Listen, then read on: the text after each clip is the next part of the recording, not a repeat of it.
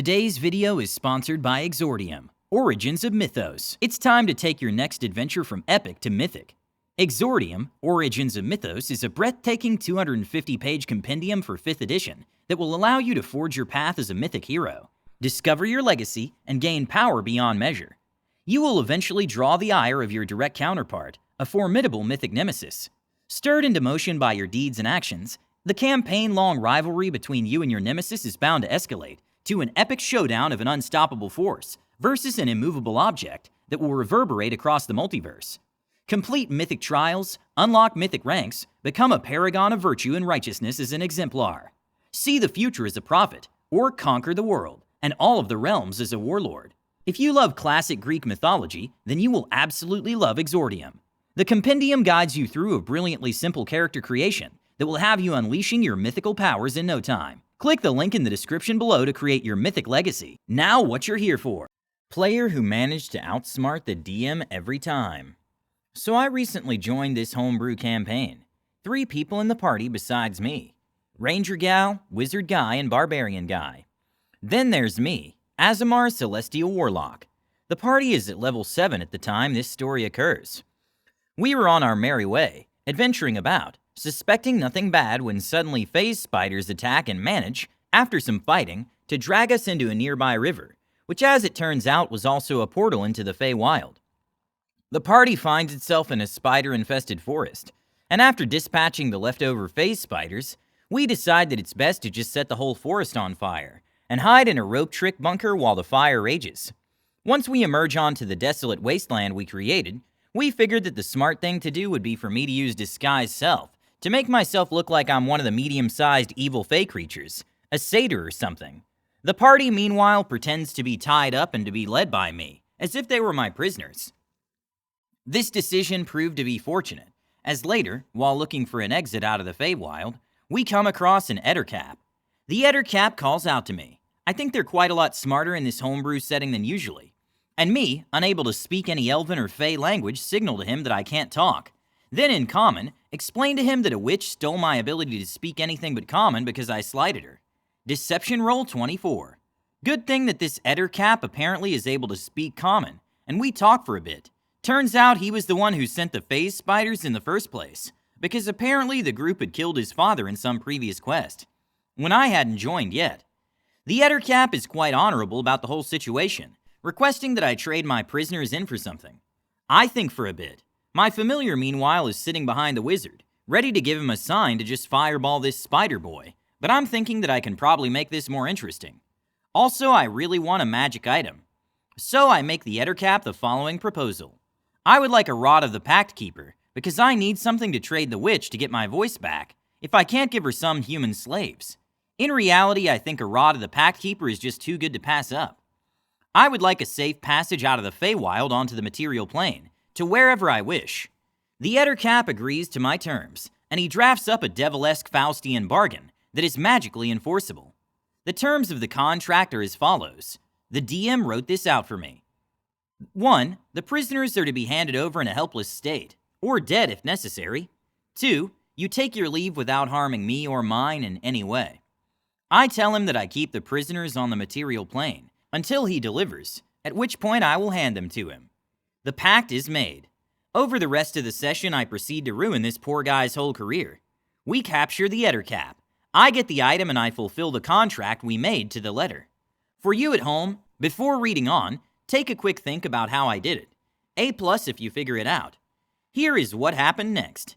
The Ettercap and his horrible flock of spiders give us safe passage to some magic ponds that act as exits from the Feywild. They transport you to wherever on the material plane you want to go. I chose a specific city we had visited before, and took my prisoners with me. Once there, we take 2 rooms in the local tavern. I take one alone, while the rest of the party and my familiar take the other. Once the Ettercap comes to complete the trade, I let my familiar know, who then alerts the party. The party is to get ready and ambush the Ettercap the moment he enters their room. The plan goes off without even so much of a hitch. The Ettercap comes up to my room and hands me my shiny new magic wand. I, in order to fulfill my side of the bargain, point him at the door my party is waiting in, telling him that the prisoners are in there have fun. Then I just walked away, my end of the deal held up. As the Fae enters the room, the divination wizard surprise round polymorphs the Ettercap into a pig, and the barbarian grapples him and stuffs him into a bag of holding. Meanwhile, I'm able to feel the magic of the contract tingling throughout my body, affirming that it has indeed been carried out satisfactory to whatever rules govern it. Now you will say, but hold up, the prisoners weren't in a helpless state at all. Well, dear reader, you are forgiven for your error. You see, the city I decided to teleport to is a little place called Goodwell. Goodwell earlier in the campaign had not only been struck by a plague and was still reeling from that, it was also located in a very badly run, inept and declining monarchy besieged by undead. The city, and by extension the party, were located in a state that was by all intents and purposes helpless. To recall the contract, 1. The prisoners are to be handed over in a helpless state, or dead if necessary. The DM ruled that the letter of the law was sufficiently satisfied, and that the Fae had been thoroughly outsmarted. And thus I walked down the dusty tavern corridor, twirling my newly acquired magical wand in my hand. The biggest SH-eating grin on my face that you can imagine. The muffled cries of an Ettercap being transformed into a pig fading behind me. Was this a brilliant maneuver or a shrewd manipulation of a DM's contract?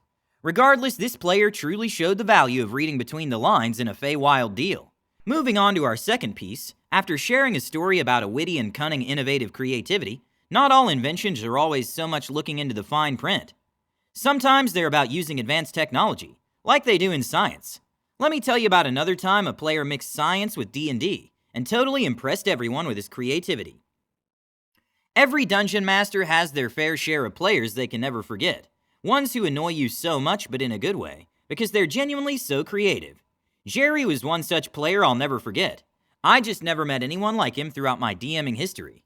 When I actually first met Jerry, I felt so weird. I say this because while most players introduce themselves by sharing their previous experiences, or favorite campaigns, or saying what class they prefer to play, Jerry somehow shot at me, "What's the science policy in this campaign?" I was genuinely confused as to what to even answer. I realized my work was even cut out for me.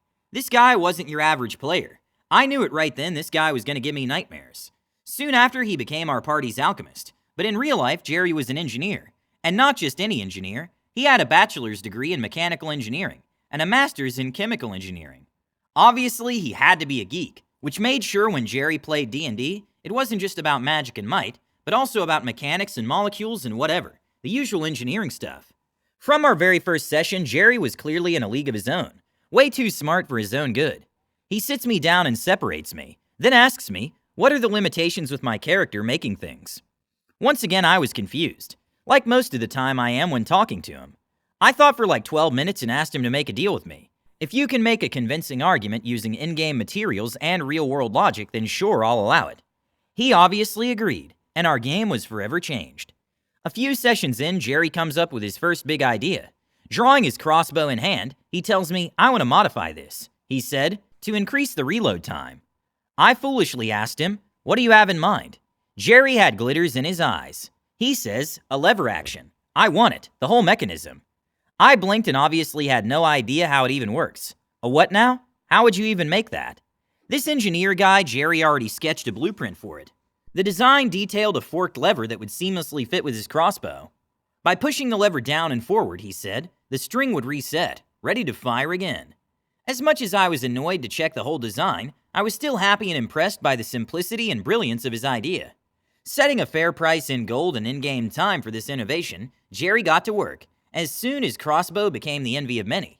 Everyone wanted it, even me. Yet Jerry's innovations didn't stop there. During a downtime session, Jerry now eyed our paladin, a green dragonborn with his engineering eyes. Since the paladin had a particularly potent breath attack, he pitched the idea of converting the paladin's breath attack into throwable poison gas grenades. I laughed and, like always, asked him, knowing full well he probably has another blueprint ready. And how would you do that? With his methodical precision, Jerry went on explaining on and on how he'd have the paladin collect his breath attack into jars, then have like a ray of frost to supercool the collected gas. He then says, this would turn the poison gas into a liquid. When you break the jar, the liquid would evaporate into gas, releasing it as a full grenade. Like every time before, I was annoyed and impressed both. Even if I wanted to say no, I couldn't, because he made our paladin fall in love with his idea, and then they both made like a dozen of these weapons. This was not it. Jerry's piece de resistance actually came after a battle with a gelatinous cube. I pit the party against a gelatinous cube which the party obviously ended defeating. No shocker there. As the party celebrated their victory, Jerry, always with a project in mind, came to me again asking for some of the creature's gel they won against. What did he want now? To build a battery. I almost spit out my drink. A what now? How the hell are you even supposed to make a battery? Jerry's science kicked in again. I did not even feel like asking how this time, but he still started explaining how using lead plates, copper wire, and the cube's acidic gel, he theorized how a chemical reaction could produce electricity. You're kidding, right? How would this work? Is all I could tell him, thinking why can't we just use this to solve the real world's electricity problems? To prove his point, Jerry again showed me a diagram of a real-world marine AGM battery. I was speechless, realizing that with Jerry, the line between fiction and reality was indeed a fine one. 'Cause let's be serious, how can I even fault that logic? Over time, Jerry's innovations became legendary in our campaign, and I was looking forward to having a session with him again and again. Until then, he upgraded his crossbow into a taser gun, which once stunned a charging ogre in its tracks. He also built a windmill generator for his gel batteries to keep them charged. He even devised a complex communication system using the brains of slain illithids, creating a psionic telegraph of sorts. It almost felt like every NPC, every tavern bard, sang tales of our ingenious alchemist engineer. In another session, our party was trapped in a dungeon by an artificer. The walls started slowly closing in. Jerry quickly makes an explosive device using spare materials in his pack. The explosion not only halted the walls, but also created an escape route for the party. As our campaign continued, I realized Jerry wasn't just about inventing. He was so creative that he even made my other party members think more, making them try to make more of such strategies. It was a headache for me on how to make things work, but it was so fun. When our campaign ended, Jerry's character retired as a legendary inventor. The only sigh of relief I had was when Jerry didn't decide to make a flamethrower from a red dragon fundamentum. But then again, given more time, who knows what he would have come up with. Looking back, Jerry was the sort of player every DM both dreams of and fears. To all DMs reading this, players like Jerry are rare gems. They push their creativity and make you push your own boundaries. Embrace such players for making sessions far more amazing than I ever wanted them to be. What do you think? Was Jerry an ingeniously creative player, or just a DM's ongoing challenge? Have you ever had such unexpected or cunning moves in your games? Share your stories of times when you've been awestruck or outwitted, whether by other players or by a cunning DM, in the comments below. Don't forget to subscribe to our channel, All Things D&D. Stay tuned for more amazing Dungeons & Dragons content every Tuesday.